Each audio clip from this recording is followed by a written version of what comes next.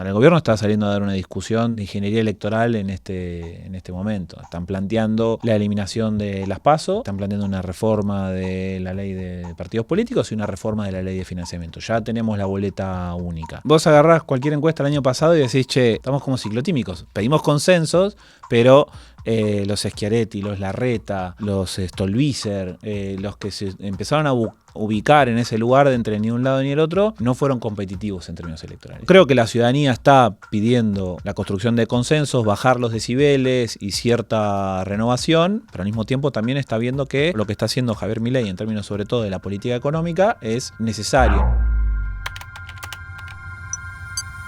Bienvenidos a una nueva edición de Cable a Tierra. Mi nombre es Erika Cabrera y como en cada edición estoy con Alejandro Segade. ¿Cómo estás, Ale? Hola, Eri.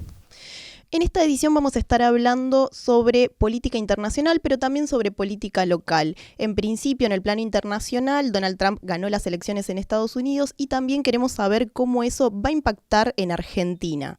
Para esto tenemos al politólogo Facundo Cruz. ¿Cómo está, Facundo? ¿Qué tal, Erika? Alejandro, gracias por la invitación. Bueno, queremos arrancar hablando primero de política nacional, porque este fin de semana que pasó se dio el lanzamiento de las Fuerzas del Cielo, un nuevo partido liberal, si se le quiere llamar, o parte de lo que sería La Libertad Avanza, lo terminó lanzando el Gordo Dan. Hubo ahí varias repercusiones al costado. ¿Cómo lo observaste? Yo no hablaría todavía de un partido político o de un actor político. ¿No observás a La Libertad Avanza como un partido político de gobierno bien arriba, como ya podemos hablar del PRO, del peronismo? A La Libertad Avanza sí, pero no pensaría en las Fuerzas del Cielo como un partido político. Lo pensaría tal vez como una especie de línea interna dentro de un sujeto político que está terminando con su metamorfosis, está terminando de tener forma. Entonces estamos conociendo ahora La Libertad Avanza porque en todo este proceso, desde el lanzamiento de la campaña diputado nacional de Javier Milei y Desperta en Provincia en 2021, que fueron las dos listas que se presentaron identificadas con los libertarios, sí. Ese 2021-2023 no hubo un proceso de construcción fuerte del espacio político. Se está haciendo desde la Casa Rosada. Acá aparece una comparación bastante directa con lo que fue la construcción del peronismo. Cuando Perón empieza a construir el peronismo desde la Secretaría de Trabajo y Previsión Social y después desde la presidencia. El espacio político peronista se empezó a construir desde el Estado. La Libertad Avanza está siguiendo no una metamorfosis, porque no está cambiando, está tomando una forma similar y el proceso de construcción es bastante similar. Desde otro segmento político, desde otro espacio de la escala ideológica. Sí.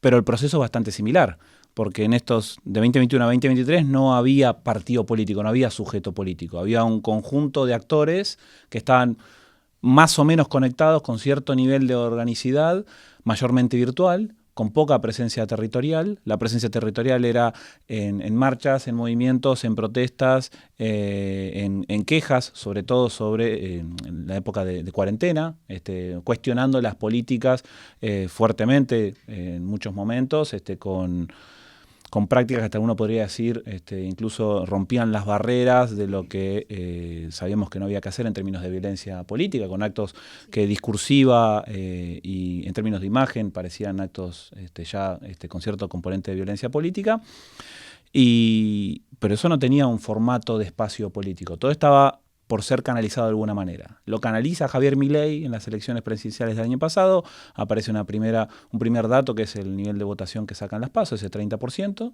consolida ese 30%, crece levemente a la primera vuelta, crece muy poquito, pero está consolidado en torno al 30% y después hay un salto que te genera el mecanismo del balotaje, que mecánicamente te construye una mayoría y sobre eso es lo que empezó ahora a construir el espacio político. Entonces, recién estamos conociendo al sujeto y viendo la forma que adquiere, entonces recién ahora estamos viendo los actos, conocíamos los actos en Parque Lezama. Sí, que eran actos más propios de Javier Milei. Era Javier Milei la figura del acto.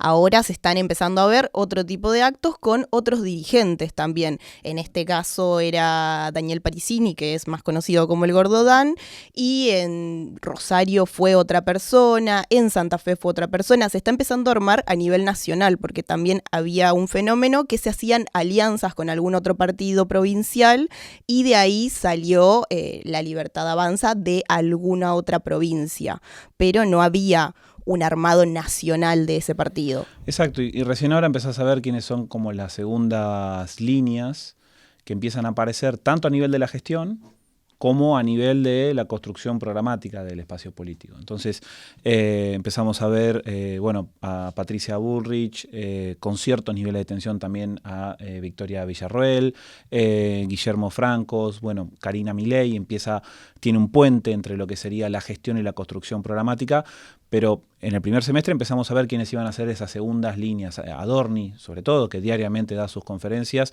y aparece como un vocero y un defensor del gobierno. Esas serían las segundas líneas debajo de Milei en términos de gestión. Ahora empiezan a aparecer las segundas líneas más políticas y más programáticas, y creo que el acto de lanzamiento el otro día de la Fuerza del Cielo en San Miguel empieza a mostrar a este sujeto político. Por eso el paralelismo que les hacía con la construcción del peronismo, cuando Perón compite por la primera vez por la presidencia, también hubo una búsqueda de partidos políticos que pudieran avalar a su candidatura, y después todo eso se sintetiza en lo que fue el Partido Peronista, después cambiado a Partido Justicialista. Y ahora la Libertad Avanza está haciendo lo mismo. Primero compite con partidos prestados. Con eso se da forma a la candidatura presidencial, porque jurídicamente se necesitan 5 partidos, que un partido distrito tenga presencia en 5 distritos para tener una candidatura presidencial. Se consideran esos partidos, y ahora está haciendo la construcción de su partido político propio, la Libertad Avanza, que ya tiene el reconocimiento para poder pedir, tiene la cantidad de distritos para poder pedir el reconocimiento nacional. Y ahora hay que empezar a llenar, ¿no? esa cáscara con algo de contenido. Y de ahí pueden venir de este espacio, pues la Libertad Avanza tuvo muchos problemas para construir sus listas. De hecho, gente que se fue, gente que dijo una cosa y después hizo otra. Cambió el presidente del bloque a mitad de la discusión de las bases. Eso no solo eso, los diputados que se fueron, por los escándalos que se fueron. ¿Crees que de este nuevo espacio que se está formando pueden salir futuros candidatos? Es posible que surjan futuros candidatos. Están todos como empezando a asomarse, ¿no? Creo que los están dejando jugar también un poco y los están incentivando para que empiecen a aparecer distintas caras. Son todas caras que orbitaron y habitaron mucho lo que fue la construcción virtual de los liberales libertarios y de la Libertad Avanza, ¿no? Esto que empezó a generarse en grupos de WhatsApp, en los Twitter Spaces, que empezaron a tomar mucho volumen, sobre todo con esto que conversábamos, ¿no? de discusión y cuestionamiento a las políticas en la cuarentena, de cuestionamiento a las políticas del peronismo, de construirse como una antítesis versus el peronismo. Esa habitación virtual empieza a tener ahora más presencia en el territorio real y en búsqueda de candidaturas. Creo que el gran desafío pasa para todo partido político que se construye, sobre todo con un liderazgo muy fuerte, cómo se definen después los lugares que cada uno va a tener. ¿Quién va a ser el responsable o la responsable de decir, bueno, las listas las vamos a armar de esta manera, estas van a ser las listas nacionales, estas van a ser las listas provinciales, este va a ser mi candidato, este va a ser mi candidata? ¿Qué ocurre si de repente se arman 2 líneas internas en la Libertad Avanza que empiecen a disputar poder? Ahí posiblemente tengamos... ¿Sería la línea Villarroel, Javier Milei? No sé qué nombres puede llegar a tener todavía, porque esto está muy oscilante también la forma que está tomando la Libertad Avanza. Parecía que podía llegar a haber una referencia en Victoria Villarroel por el rol que tiene, por la capacidad discursiva que tiene, por la discusión de agenda que tiene, por ser la vicepresidenta de la Nación y por presidir el Senado, que ha estado en el centro de discusiones legislativas importantes para el gobierno nacional. Pero también es cierto que la han corrido de la mesa de decisión, la mesa más chica de la Libertad Avanza. Entonces, todavía yo no buscaría referentes que sean los símbolos de estas líneas. Pero pensemos que puede llegar a pasar si empiezan a aparecer 2 líneas que, bueno, de alguna manera empiecen a disputar poder en torno a la Libertad Avanza. Y ahí va a empezar a jugar mucho el empuje que le dé cada uno, si es que eso surge, y las facilidades que le dé el sistema electoral argentino para que puedan competir internamente o vayan por separado. Yo de 2 líneas ingresaría una más, que sería la del PRO o la de Patricia Bullrich. ¿Qué rol está jugando hoy en día dentro de lo que sería la Libertad Avanza, ya sea en la coalición parlamentaria que están teniendo como cuasi oficialismo todos juntos, o también en un futuro armado de listas para el año que viene. Bueno, ahí tenemos otra disputa, ¿no? Que es quién domina o quién controla el PRO. Y parece que esa disputa todavía no la han zanjado Mauricio Macri y Patricia Bullrich. Pareciera que Macri maneja más el partido y Bullrich tal vez tiene más adhesión entre los votantes. Sí, y maneja la gestión. Claro, que siempre en Argentina es todo lo que tenga que ver con construcción política y construcción partidaria, manejar y administrar la gestión es un recurso político importante, porque te permite tener territorio, te permite utilizar los recursos para la construcción política y te permite mostrar gestión. Siempre es más fácil ser oficialismo que oposición porque vos le podés mostrar a la ciudadanía acciones políticas concretas que traten de resolver los problemas de la vida cotidiana de las personas, y la oposición lo único que puede plantear es alternativas con mucha menos capacidad de recursos. Es mucho más sencillo implementar un programa desde un ministerio que lograr los apoyos necesarios para aprobar una ley que le cambie después la vida a la gente. Bueno, eso marcó un punto de inflexión lo de la llegada de Milei. Exactamente. Entonces, Patricia Bullrich tiene más fierros para mostrar gestión en la discusión interna en el PRO, pero lo que ha hecho Macri fue controlar y dominar la mayoría del partido para quedarse con la etiqueta. Entonces está ahí esa disputa para ver quién se queda con el alma del PRO. Y por ahora parecería que están los dos conviviendo. Macri creo que intentó hacer eso para plantarse como el actor para negociar en torno a las listas. Y en el medio aparece lo que recién mencionabas, que es un nuevo formato de coalición al que por ahí no estábamos acostumbrados. Hemos tenido, sobre todo después de la crisis del 2001, incluso contemos desde la Alianza en adelante, Argentina ha estado gobernada por coaliciones. Podemos ir un poquito para atrás para buscar algunos ejemplos, por ahí es más difícil encontrarlos en la época del menemismo y mucho menos con Alfonsín, pero digamos que a partir de la Alianza Argentina tuvo un formato de gobierno coalicional y de competencia coalicional, aliancista, con distintas formas de funcionamiento. Coaliciones estuvieron mucho más centralizadas y mucho más chicas en el proceso decisorio, todo lo que fue el proceso del Frente para la Victoria. Puede ser considerado una coalición, pero que la mesa chica de decisiones estaba muy acotada a pocos actores, entonces eso no termina de funcionar como una coalición, pero las dos presidencias de Cristina e incluso la de Néstor, seguían siendo coaliciones. Claro, es que necesitaban otros espacios políticos que los acompañaran y estuvieron de alguna manera apoyando en el Congreso, en el territorio, en las provincias. Ya Cambiemos es una coalición un poco más formalizada, el Frente de Todos también. Ambas tuvieron sus problemas de administración internas, ahí hay una discusión que dar sobre cómo funcionan las coaliciones en Argentina. Pero veníamos con un poco ese formato, ¿no? Con mucho apoyo legislativo de parte de los aliados hacia el presidente, pero después cierta colaboración o reparto de lugares en el Poder Ejecutivo. Eso no estaría pasando en el caso de ahora. El PRO está acompañando a nivel legislativo, porque se nota en los pocos espacios donde hubo discusión o faltaron los porotos, el PRO siempre estuvo plegado al oficialismo, pero no comparte espacio ejecutivo, porque el espacio ejecutivo parecería ser o que queda para Patricia Bullrich o que no hay una apertura orgánica de un acuerdo ejecutivo. Por ahora solamente hay un acuerdo legislativo, por eso el grado de informalidad de la coalición es más alto. Y en la Cámara, ¿cómo podemos decir que juega el radicalismo? Porque también hay un radicalismo que muchas veces juega para el oficialismo sin decir que va con el oficialismo, que incluso lo termina criticando en algún punto, pero cuando hay que dar una discusión tampoco aparece. El radicalismo creo que es de todos los espacios políticos que se ubican en el centro, no en el centro ideológico, pero sí en el centro entre oficialismo y oposición, para dar una discusión de gobernabilidad, creo que es el más incómodo de todos. Por dos razones. Primero, porque Juntos por el Cambio ya no existe. Sí. Aparece la etiqueta Juntos por el Cambio en algunos gobiernos provinciales porque es la coalición electoral que ganó en esas provincias y se mantiene esa idea para tratar de asemejar a lo que fue la coalición electoral y que las coaliciones de gobierno provinciales tengan esa línea de continuidad. Además los gobernadores se agrupan bajo esa etiqueta ellos con los días que son. Exacto, pero ya no tenés Juntos por el Cambio en el Congreso. No funciona en el Congreso. En las legislaturas provinciales había, bueno, eso tal vez se lo tenemos que preguntar a Pablo Salinas, que tiene bien hecho el poroteo, pero no tengo presente que en las legislaturas provinciales exista la etiqueta Juntos por el Cambio. De hecho, en Santa Fe se llama Unidos y es otro espacio más amplio donde incorpora el socialismo, por ejemplo. Entonces solo los gobernadores están hablando de Juntos por el Cambio, nadie más habla de Juntos por el Cambio. El PRO está bien pegado a la Libertad Avanza.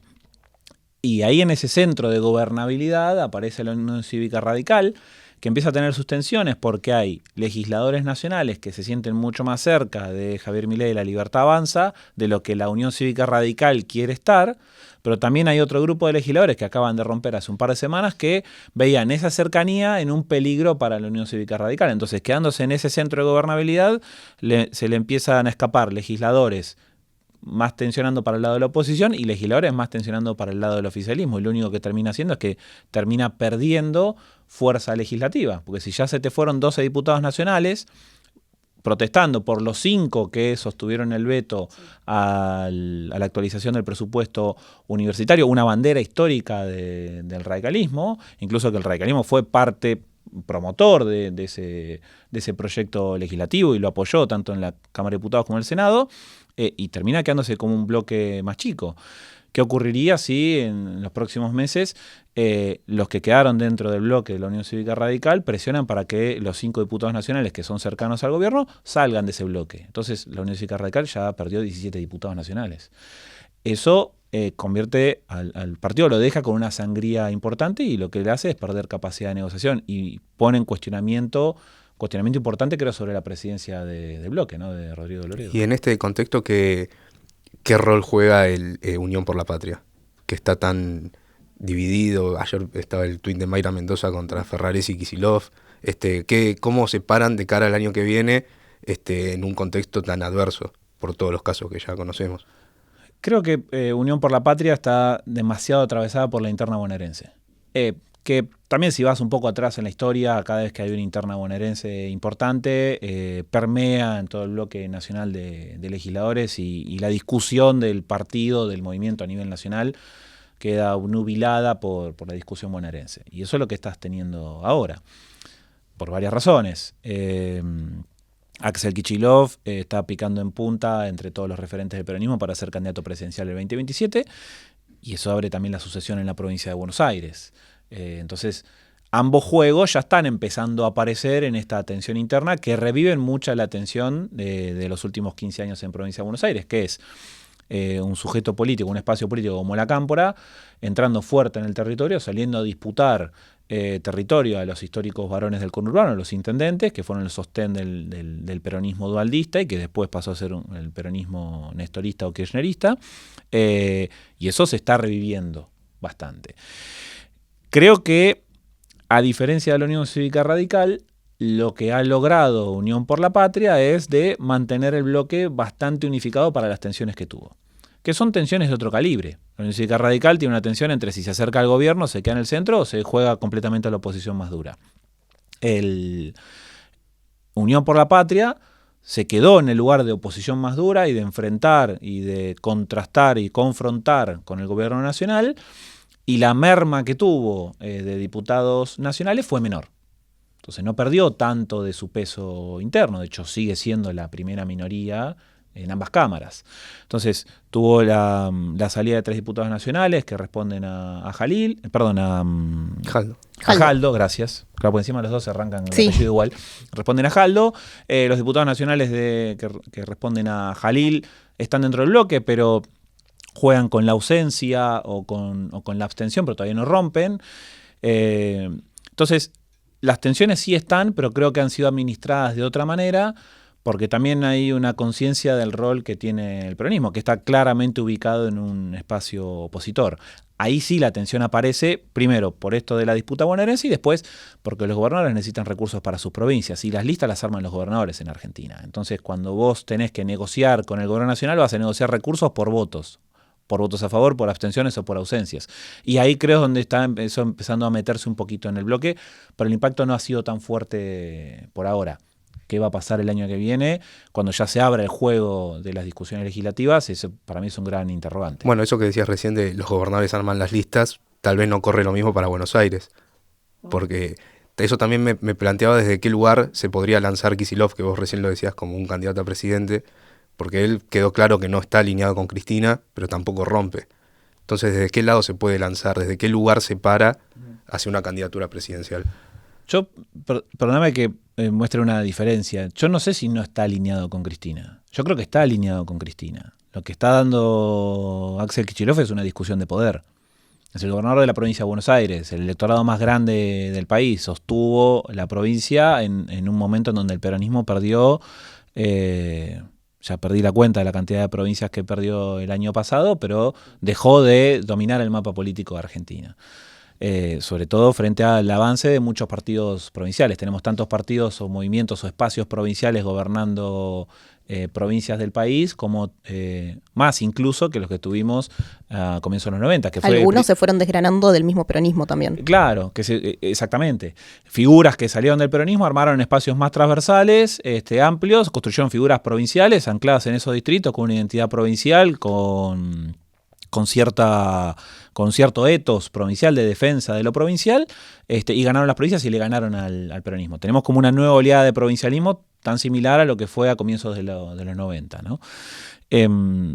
Axel sostuvo eso, o sea, sostuvo la provincia. Entonces lo que está saliendo de él a plantear es, yo tengo que ser un actor más en esta mesa. No me tienen que dar como cuando vas al restaurante y pones la silla alta para los chicos. Ella no quiere tener más la silla alta para los chicos. Quiere que tenga una silla como tenemos nosotros tres ahora, las 3 sillas iguales, y que sea una mesa que sea redonda.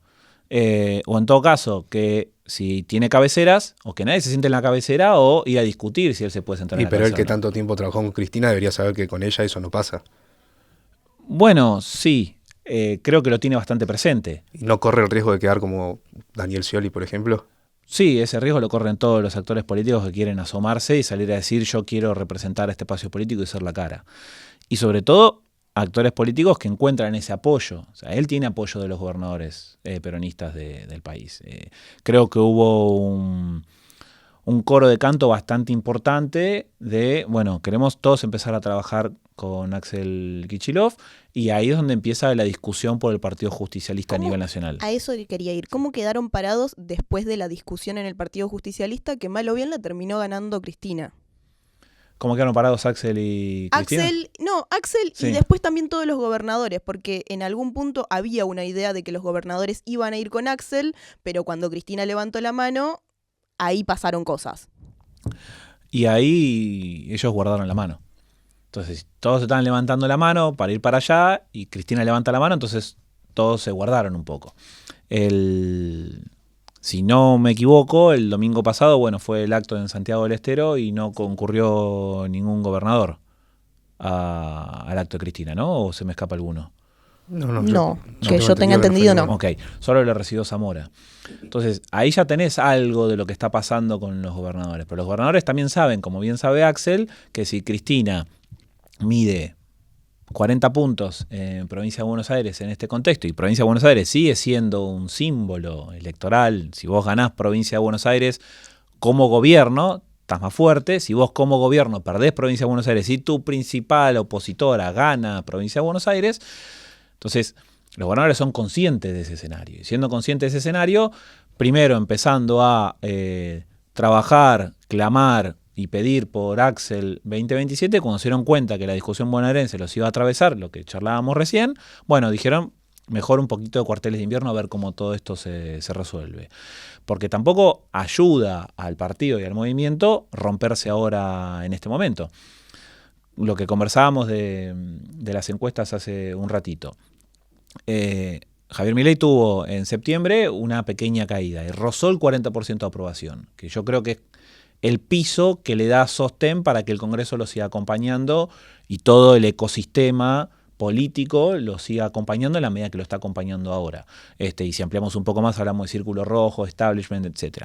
Cuando se rompa ese piso de 40% de aprobación, ahí creo que puede empezar a tener problemas. No llegó a romperlo. Entonces cayó un poco en septiembre y después volvió Ahora repuntó. a levantar. Y está en torno a 45-50% de aprobación. Ahora, ¿eso qué significa? Que del otro lado hay 50% rechazo. Milei arrancó en diciembre con más del 50% de aprobación y el resto se repartía entre rechazo, que era poco menos del 30%, y en torno al 30% de neutros. ¿no? Y bueno, ni de un lado ni del otro. Ese 30% de neutros en el primer semestre se trasladó al rechazo. Entonces vos tenés una Argentina de vuelta en pardas. Pero ¿quién capitaliza ese rechazo? Y ahí está el punto. Entonces, todos son conscientes, y sobre todo en el peronismo, de que si el peronismo ahora se rompe fuertemente, van a ir todos a disputar ese 50% de rechazo. Y también ves en las encuestas, la ciudadanía está planteando que está cansada de la grieta, de la polarización, de las peleas, de las disputas, y está pidiendo y exigiendo consensos. Entonces, si vos como principal partido opositor lo que le estás diciendo entre nosotros también nos estamos peleando, nadie va a lograr capitalizar ese 50%. Y ahora igual me quedo pensando en esto último que decís, que la ciudadanía pide consensos. Sin embargo, Milei ganó con un discurso que está en las antípodas del consenso. Y terminaron perdiendo los consensos, Claro. también del punto de vista del PRO, porque sin ir más lejos, perdió su lugar Rodríguez Larreta. Y hoy está totalmente desdibujado. Sí, vos agarrás cualquier encuesta el año pasado y decís, che, estamos un poco locos, porque pedimos consensos ciclotímicos. Estamos como ciclotímicos. Pedimos consensos, pero los Schiaretti, los Larreta, los Stolbizer, los que se empezaron a ubicar en ese lugar de entre ni un lado ni el otro, no fueron competitivos en términos electorales. Y el proceso electoral se lo llevó puesto. Creo que hay ahí dos lecturas que no son contradictorias. Porque por un lado, vos competitivamente vos electoralmente podés ir a buscar a las figuras más competitivas, y las figuras competitivas se estaban tensionando hacia los polos, ¿no? En puntos en donde se notaba que no había acuerdos. Lo vimos en los debates presidenciales. Los únicos puntos de acuerdo estaban entre Patricia Bullrich y Javier Milei, de una manera también un poco rara, porque entre ellos también se tirotearon, pero tuvimos una campaña presidencial con mucho ataque personal, y eso no abona a bajar los niveles de grieta y de polarización, que es lo que pide la ciudadanía. Pero también, ¿qué ocurre? Cuando vos vas a votar o vas a elegir a tu opción, en un sistema electoral como un sistema electoral presidencial y como el que tenemos en Argentina, siempre te vas a inclinar por las opciones más competitivas. Entonces, las encuestas mostraban que, y vos hoy tirás la pregunta de qué tienen que hacer los políticos, y le das opciones, si seguir alimentando la grieta de la polarización o buscar los consensos, y la amplia mayoría te va a pedir la búsqueda de consensos. Lo que ocurre es que el año pasado el electorado se inclinó hacia las posturas más polares, porque eran más competitivas. Entonces, en esa tensión entre, yo quiero que resuelvan las cuestiones con mutuo acuerdo y con consensos, y optar por figuras que no ganan la elección, sigo queriendo la búsqueda de consenso, pero voy a terminar pensando que no voy a tirar mi voto a la basura y voy a buscar a las opciones más competitivas. Aparece, ¿no?, como esta tensión, pero vos agarras cualquier encuesta que te haga esa pregunta y te digo que amplia mayoría, 60-70%, te diría, arriba del 70%, te están pidiendo hoy... La gente quiere seguir zanjando grietas. Que quiera seguir zanjando grietas y que busquen acuerdos y política de Estado. Y lo preguntás en cualquier focus group. Yo tengo mis pequeños focus group que son mi familia, y cada vez que hablo con mi familia, que se informa y demás, pero no se dedican a esto, tienen otras profesiones, ¿no? Yo escucho el mismo mensaje, porque no se ponen de acuerdo y se sientan, etcétera, y eso lo vas escuchando con cada uno. Creo que la gente que más o menos se informa y no está ultra politizada, piensa que todos tienen que encontrar estos puntos de acuerdo. Esto abre una luz para la política tradicional que quedó tan en offside desde la aparición de Milei.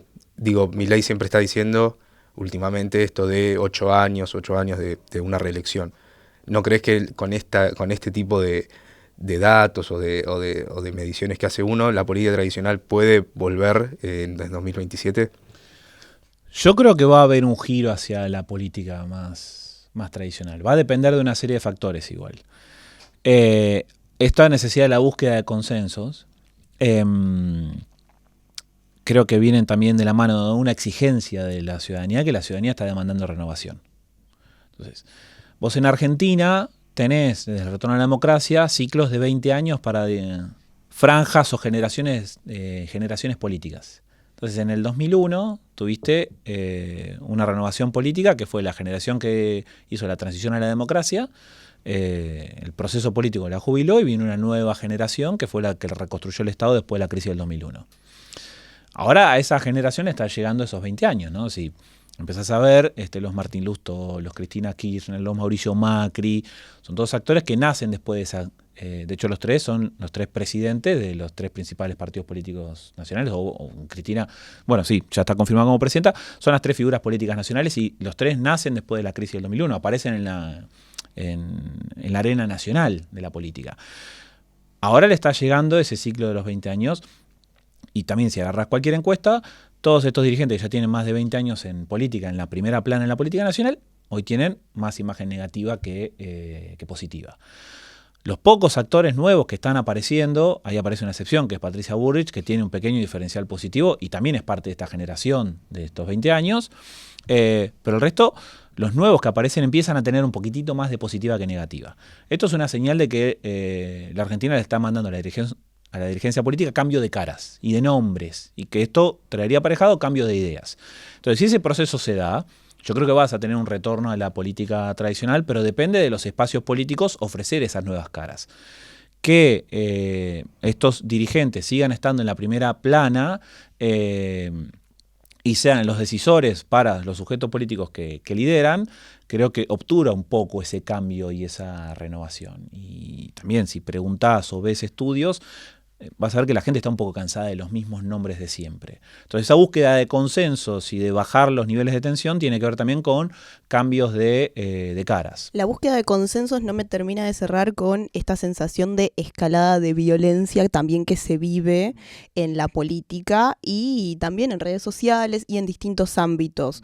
Por un lado tenés gente que quiere más acuerdos, que quiere zanjar grietas, pero por el otro tenés gente que genera más violencia al momento de discutir políticamente, de hacer cualquier observación, cualquier crítica, todo se termina yendo al lado de la violencia.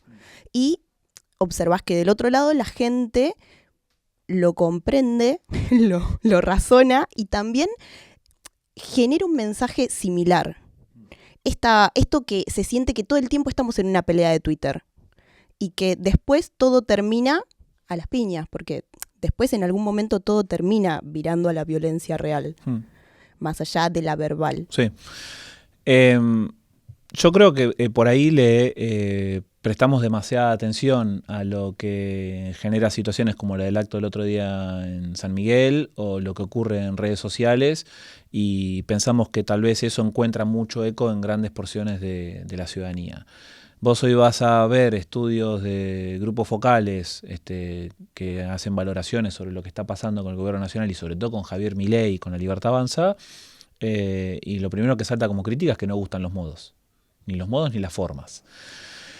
Entonces, acá es donde aparece un poco la ciclotimia de vuelta. Vos encontrás en 45% de apoyo a la gestión presidencial y niveles por ahí un poquito más. La imagen de Milei está un poquito más abajo que la aprobación de su gobierno, pero eso es la gente respondiendo que aprueba el curso que está teniendo el gobierno, pero no necesariamente los modos ni las formas. Si tu principal crítica que surge es cómo vos te comunicás y te dirigís hacia los periodistas, hacia la comunidad universitaria, hacia los jubilados, esos son los tres principales puntos de crítica a la gestión presidencial y también tiene que ver mucho con los modos y las formas. Entonces yo creo que la ciudadanía está pidiendo la construcción de consensos, bajar los decibeles y cierta renovación, pero al mismo tiempo también está viendo que un poco lo que está haciendo Javier Milei en términos sobre todo de la política económica es lo necesario en esta línea. Entonces vos podés ser crítico a algunas cosas del gobierno, pero igual seguir pensando que o seguir respondiendo que apoyás la administración presidencial o la gestión presidencial. Creo que se pueden dar esos dos fenómenos. La gran pregunta es ¿qué pesa más el año que viene? ¿Si los modos o el curso? Exactamente, y eso creo que es lo que todavía no tenemos respuesta. Y también va a depender mucho de cómo se organice la oferta. Ahora el gobierno está saliendo a dar una discusión de ingeniería electoral en este momento. Están planteando la eliminación de las PASO, están planteando una reforma de la ley de partidos políticos y una reforma de la ley de financiamiento. Ya tenemos la boleta única. Posiblemente eso genere cambios en la forma en que los dirigentes políticos se organicen el año que viene. Y hay muchos incentivos para que cada uno juegue su juego y se mida. Va a depender mucho del gobierno la capacidad que tenga de establecer acuerdos con otros actores políticos. Entonces, si logra un acuerdo con el PRO integral y van a discutir las listas y a competir conjuntamente o organizarse, entonces ahí el oficialismo va a estar mucho más fuerte frente a una oposición que tal vez se presenta un poco más fragmentada. Entonces, si vos tenés un oficialismo fuerte y unificado, donde ya aparece un acuerdo más orgánico entre el PRO y la Libertad Avanza, posiblemente al gobierno nacional le vaya bien en las elecciones. Ahora, si el oficialismo no logra un acuerdo y también va partido, incluso con distintas listas que no tengan su lugar porque orgánicamente no los pudieron contener en el nuevo partido político, y la oposición sí se abroquela y se unifica, posiblemente a la oposición le vaya bien. Todo va a depender, que es lo que está pasando desde hace mucho tiempo y sobre todo se siente mucho más ahora, de lo que es el voto económico. Si el plan económico del gobierno continúa bajando la inflación y llega a las elecciones legislativas con niveles bajos de inflación, tipo de cambio estable, incluso aumento de las reservas, y encima está unido, va a tener un buen resultado electoral. Si volvés a tener un rebote de la inflación y este plan de estabilización se desata, se desarma y empieza a mostrar más falencias que soluciones, volvés a tener tipo de cambio volátil y encima apareces peleado, dividido y la oposición fuerte, entonces ahí vas a tener un mejor resultado para la oposición. Lo que pasa es que acá no podemos prever nada porque dependemos de la evolución de la economía, que son variables que el gobierno trata de controlar, pero no tiene las tampoco, controla del todo. no las controla del todo. A partir de enero del año que viene va a cambiar también la política económica a nivel internacional, porque Donald Trump va a asumir la presidencia de Estados Unidos. Y también depende de otra cosa, que es que deciden hacer los dirigentes políticos como cierre de listas en un momento donde está cambiando completamente el esquema al que la política argentina está acostumbrada a competir. Por eso está cambiando todo. La implementación de la boleta única es revolucionaria para el sistema electoral argentino y para la política argentina. Si a eso le sumamos los cambios que está proponiendo ahora el gobierno como reforma electoral, yo creo que va a cambiar todas las reglas de juego. Entonces no sabes cómo van a ser los cierres el año que viene. Bueno, me quiero trasladar un minuto también a Estados Unidos, a la presidencia o la futura presidencia de Donald Trump y cómo va a impactar eso en Argentina. Hay reglas de cambio de juego a nivel internacional, porque también está proponiendo aranceles para China, eso puede impactar en nosotros, pero a su vez positivamente podría llegar a impactar la relación que tiene Estados Unidos adentro, o el voto que tiene Estados Unidos adentro del FMI. ¿Cuáles serían los pros y los contra de una presidencia de Donald Trump? Pros y contras. Para eso yo creo que debería estar metido en la cabeza de Donald Trump. Creo que nadie puede saber eso. Que es, es un sujeto político imprevisible.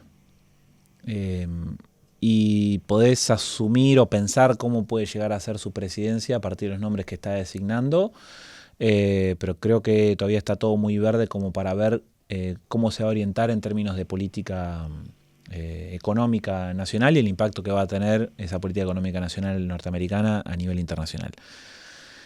Tenemos dos datos históricos para saber qué es lo que puede llegar a pasar. El primero es que el préstamo que le dio el FMI a Mauricio Macri, hubo gestiones de Donald Trump para recibirlo en ese momento.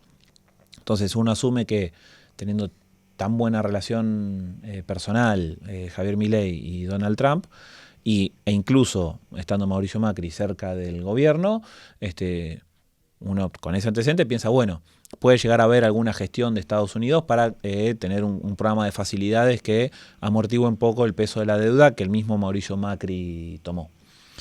Sí, que a su vez ayuden a salir de alguna manera del cepo, que es otra de las promesas del gobierno. Exactamente.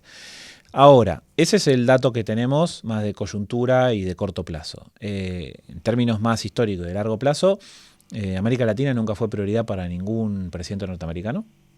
Y Argentina, en términos concretos, tampoco fue una prioridad para ningún presidente norteamericano. Las veces que tuvimos cercanía con Estados Unidos fue porque, por ejemplo, Carlos Menem mostró un alineamiento irrestricto, se acercó y a partir de ahí Estados Unidos empezó a mirar y a colaborar con Argentina, pero fue por iniciativa presidencial argentina, no porque Estados Unidos mirara a Argentina.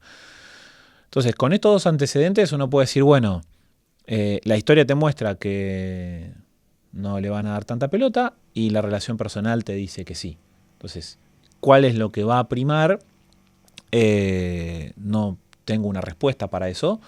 Sí creo que antes Trump tiene otras prioridades. Me parece que ya está empezando a moverse en línea con lo que dijo que iba a hacer, que es el conflicto, la guerra entre Rusia y Ucrania, y el conflicto en el Medio Oriente. Me parece que sus principales prioridades van a ser esa. A esto sumemos un condimento más. Mauricio Macri en su presidencia fue mucho más pragmático para los alineamientos internacionales. Mostró mayor apertura, mantenerse dentro de los acuerdos internacionales, cambio climático, etcétera. Todo lo que ahora Javier Milei está saliendo a confrontar, a cuestionar y a moverse. El alineamiento en términos ideológicos a nivel internacional parece mucho más cercano entre Javier Milei y Donald Trump que entre Mauricio Macri y Donald Trump, porque Javier Milei se está presentando a nivel internacional como, el Donald Trump del sur. Claro, el gran socio de Trump en exactamente, esta corriente. En el cono sur. Y aparece ahí, de hecho, bastante aislado en términos regionales. Lo vimos en las fotos del G20 en estos días. Eso tal vez puede llegar a funcionar como un plus en términos del vínculo entre los dos. Pero de vuelta, sigue siendo en el ámbito de las relaciones personales e individuales. Entonces ahí es donde queda un gran interrogante sobre qué puede llegar a pasar y cómo nos puede llegar a impactar en Argentina. Gracias, Facundo. A ustedes por la invitación.